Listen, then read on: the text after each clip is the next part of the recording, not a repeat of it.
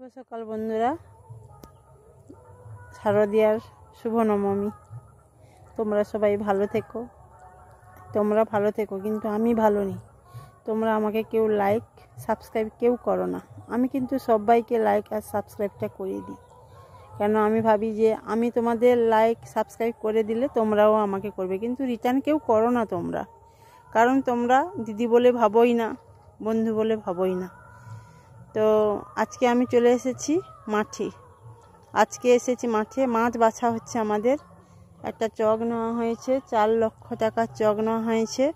সেখানে রোজ আসতে হয়, রাত 2টো থেকে আসতে হয়, এসে মাছ বাছতে হয়। কত কষ্ট করি।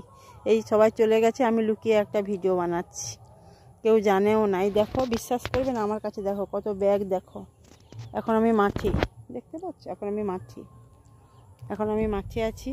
তো এখন